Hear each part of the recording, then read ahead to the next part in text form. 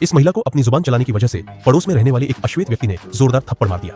घर लौटने के बाद वह जितना इस बारे में सोचती उतना ही गुस्सा बढ़ता गया। उसने गुस्से में आकर रसोई से चाकू उठाया और बदला लेने के लिए निकल पड़ी। लेकिन जैसे ही उसे याद आया कि सामने वाला हट्टा कट्टा और ताकतवर है, उसकी हिम्मत थोड़ी डगमगा गई। फिर भी बदला तो लेना ही था।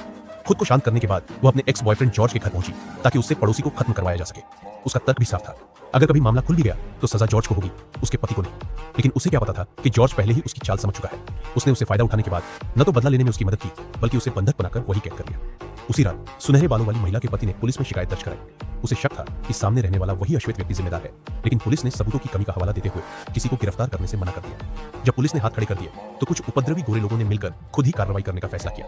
उन्होंने हेनरी को कुर्सी से बांध दिया और उसकी बेरहमी से पिटाई करते हुए महिला के बारे में पूछताछ करने लगे।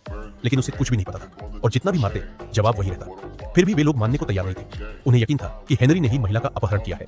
उससे सच्चाई उगलवाने के लिए उनके सरगना ने एक कैंची उठाई और हेनरी से अपनी उंगलियां खोलने को कहा। हेनरी समझ गया कि वे क्या करने वाले हैं और डर के मारे उसने मुट्ठी कस ली।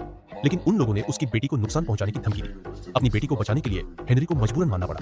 उन्होंने उसकी छोटी उंगली को कैंची से पकड़ लिया और हल्का सा दबाव डाला। जब फिर भी उसने कुछ नहीं बताया तो उन्होंने और खतरनाक तरीका अपनाने का फैसला किया। वे उसे घसीटते हुए बेसमेंट में ले गए, उसके गले में रस्सी बांधी और रस्सी का दूसरा सिरा छत की बल्ली से गुजार दिया। वे उसे वहीं लटकाकर मार डालने वाले थे। जैसे ही उसका दम घुटने लगा और उसकी आंखें पलटने लगी, तभी उसकी छोटी बेटी दौड़ती हुई आई और उसने एक हमलावर की टांग को काट लिया। उसी दौरान उसकी बड़ी बेटी ने मौका देखकर हथियार ढूंढना शुरू कर दिया। अपने पिता की जान खतरे में देखकर उसने एक कुल्हाड़ी उठाई और उनकी तरफ दौड़ पड़ी।